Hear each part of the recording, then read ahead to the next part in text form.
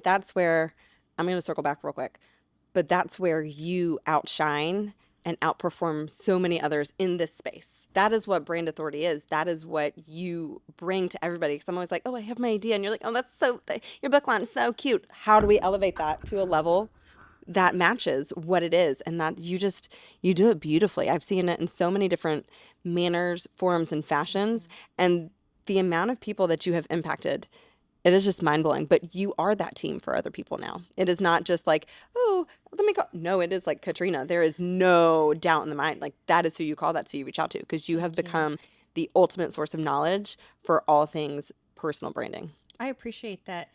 When I asked you what lane do you lead and where do you stand out, I chose personal brands because I know what it is like to be a solopreneur. I've been a solopreneur since I graduated from college. I graduated college during a time where the recession was heavy and opportunities weren't a mess. We're And to so learn. I created my own opportunities, which is fine. And I made it work. I know the struggle of being all things at one time and still having to come through with the service. It's not just the idea, but you have to then perform or show up. And so for me, it's a natural fit because I know when somebody has a goal for themselves, they tend to shoot too short. And when they shoot their shot, they tend to not do the preparation that's required to shoot the shot well. Yep. And so with brand authority, for example, there's a reason why it's 4 to 6 weeks of preparation, because something of this magnitude requires every detail of brand authority is a big detail. There's no small details here. Everyone is big. And I try to teach my clients through this practice that yes, you have to think of every word, every way that you're going to be positioned, everything you wear, the way that you wear it. Everything is important. And so I would say there's nothing small about having a goal, and there's nothing small about attaining that goal. It requires everything in you. And me, like wherever you tell me you want to go, I'm like, we're going to 10x that. That's cute. We're going to take that. Cute. We're going to take that somewhere else. Yeah, I think that's absolutely. Anybody who knows me would say that's accurate. Oh, I love it. Well, what is one thing, let me ask you this, being a solopreneur and having started that like right out of college, what has been one of your, I'm not gonna say your hardest challenges, but maybe one of your biggest hills that you've had to climb, or one of your best lessons learned, or something like that? I would say in whichever direction you want to take that. Wow. I know, right? How much time do we have? Since we're just talking amongst friends. There we go. I would say falling victim to pleasing people is the biggest divot in life. Tell me more. I would say what I've learned is that when you are so focused on people pleasing from a place of encouragement or a place of, I've got you and I will amend myself to whatever form or function you need of me to help boost you. I found that I let myself go, trying to be the version that I thought someone needed me to be. Okay. And so what I found through a time of struggle and reformation is that it's best, I can be best for someone when I know that I'm presenting myself on solid footing, not trying to be the way that I think you need me to be. Yep. I think I'm a lot better at it. I'm a lot stronger in accomplishing it for both of us in that relationship. And it can be any relationship when both parties are strong-footed and you're not trying to please or be pleasing. Yeah. I think that's the biggest hurdle in my own life has been thinking being pleasing was the right move. And good news, I'm over that. Mic drop. Peace out. Bye. Oh, I love that. Well, that's what so many entrepreneurs and solopreneurs feel like they have to do. I have to serve everybody in order for this business to work. I have to, real estate included. I have to serve everybody. Yeah. And we have found that when you narrow in on your lane, when you say, no, I'm not for everybody, I'm not made for everybody, you actually end up serving them better and yourself better. And your marketing is better. 1000%. When I work with I love my real estate agent because... Well, thank you. I know, right? I love him because all you guys want to do is help. You want to be the best for everyone. When I know for sure. Like some people are really good in this Yeah, category, and yeah. some people would never touch that category, and nor should they. And it's not limiting to be specific. No. Once you get that, that's also like lesson number 2. Once you get specific, you just become, you're being so good Yeah. at what your laser focus allows you to hit the target. Mm-hmm. And people can see that and see themselves in your work. That's why marketing with Batch Day or with Brand Authority, when people can see themselves in your work, Yeah. masterful. Yeah. That's, I think that abundance mindset versus the scarcity mindset. Abundance, like there's enough for everybody. That lane is not for me. This is where we're going. It really helps with that. Otherwise, we're just like, oh, I have to, I need to. And then as a solopreneur, because it can be exhausting, if you don't have that solid foundation, which you have built immensely, it's hard to sustain. But my friend, your foundation is like, it's a rock. Thank you. And it's just going to soar. I'm so excited about it. I have one question for you. Okay. Hit me. Where in life or in business have you recognized that you were the cost? Okay. When we talk about not serving everybody, I'm really good about that now.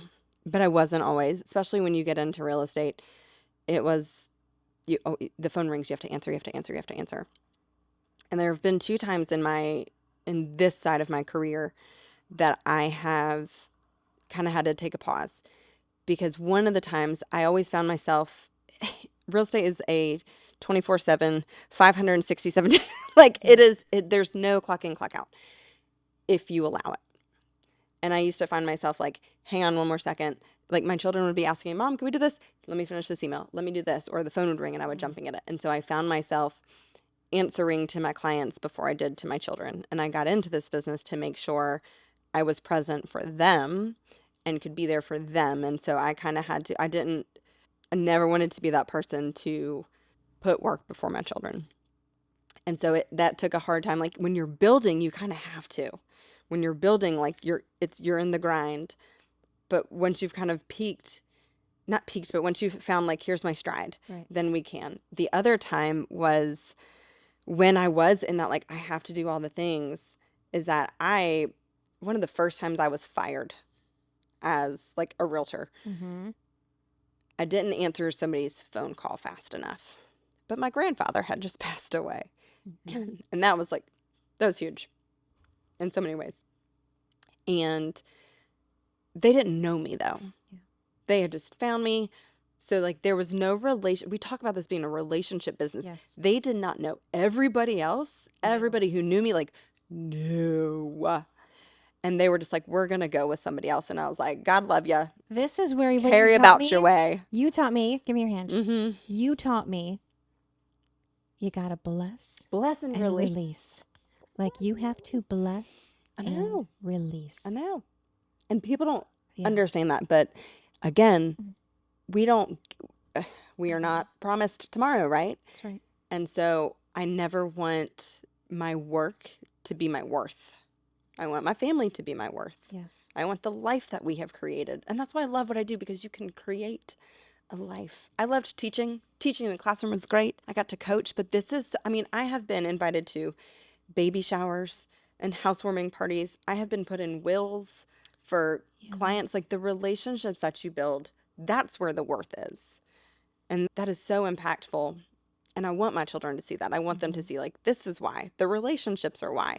When people are coming and when they see you and they say hi, I always joke, I said, y'all, there's a lot of people who know who you are. Doesn't mean you know who they are, but like they know who you are. That's They're right. going to celebrate your baseball game too. It's because that relationship. So I tell them, like, people matter. You get to be a part of people's lives.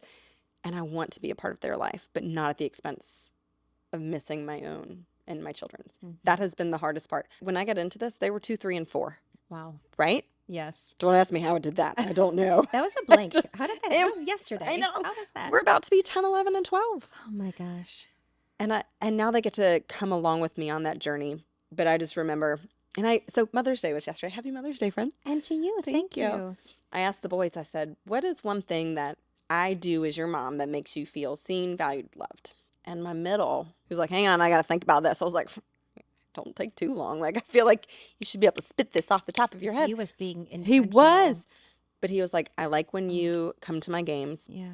And I was like, but I'm going to come to all your games. But he goes, but it doesn't matter if I've done good or bad. You still make me feel good about how I've done. He's like, and I like when you walk me to the bus stop. I was like, okay, so I'm going to make sure I don't schedule meetings now in the morning. So it's like, I didn't know that was important to him. And so I would often, okay, love you, bye, and be on my way and let Andy take him to the bus stop. And then I would go meet a client for work. And I was like, I didn't realize that's a moment for him. That's it. So I'm going to make sure now I redirect because, right? Like, we are here for the moments, just like you're creating moments with Elle. Speaking of New York. So, like, the moments, that's why we get to Yes. do what we do. That's exactly why I'm taking her to New York. This summer we're going. Why? Because why not? Why not? Like, why wouldn't you take the trip? Mm-hmm. Go. Yes. Right? And so we're going to go and we're going to go to Broadway and I'm scheduling a shoot in Times Square. What? I know. I know because why? When you think, even myself, I have to push myself. Yeah. Like, can we do it? I Absolutely. can be fine with photos that I have, but why wouldn't you? Okay, so let me ask you this. This is where and why and how and all the things that you are amazing in what you do. I would have never thought I should schedule a shoot. Like, we're going here. I should schedule a shoot. Your brain, marketing, relationship, you're always at this 10x level. Thank you. I just love watching you just not just live your best life, but you're really allowing other people to live their best life too. Thank you. And I think I appreciate that and I receive that now because I wasn't always living my best life. I feel you on that. I was living a life that I had committed to. And now I recognize I get a choice and I'm not going to take it for granted. And I'm never going to give up my ability to choose again. You got to sit with that for a minute. Because that's strength right there that not everybody has. And courage and bravery. You only get it by experiencing the hardships, right? And with the hardships, sometimes the greatest rainbows come after the storm kind of thing, right? And so you can't, I now know this, I wouldn't have known this. You can't experience audacity, for example, without having it tested. It's like when you ask God, please, God, give me perseverance. Well, he's going to test you. Please, God, give me strength. He's going to give you something that, like that I did. demands that. I tested you. Right? I tested your strength. I wasn't asking for anything, but the Lord delivers, right?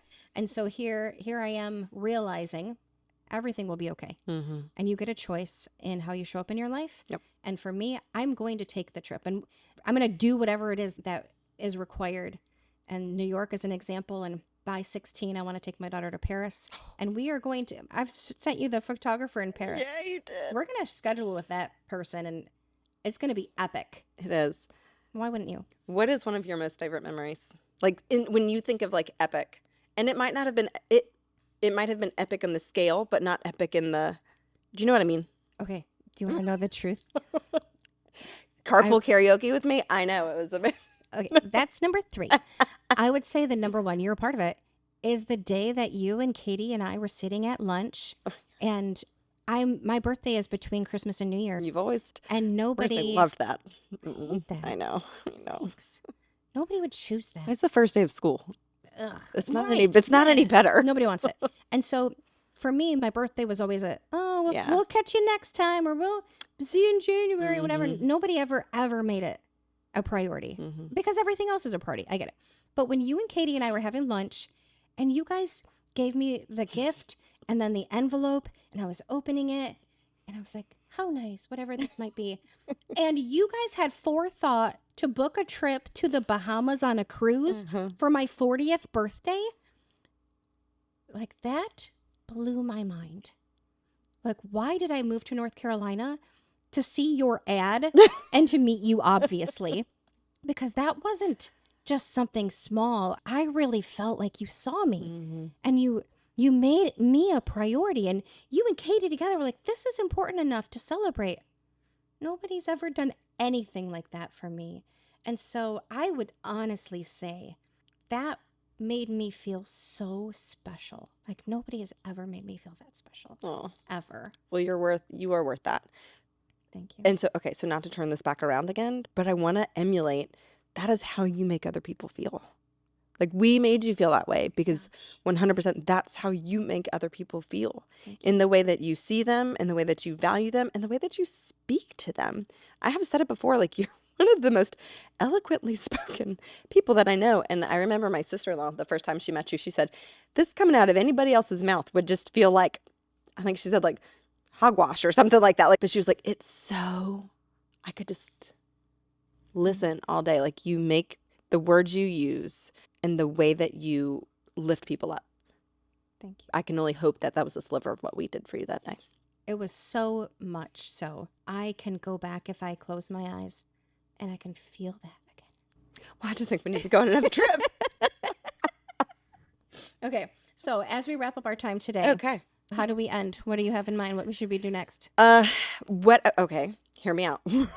I think we should just go get more martinis and massages. Okay, It's let's happy do it. post Mother's Day to us. I'm so happy that you're here. Me too. Thank you for having me, Thank friend. you. You're the best. And likewise. Let's go get the marks. Yes.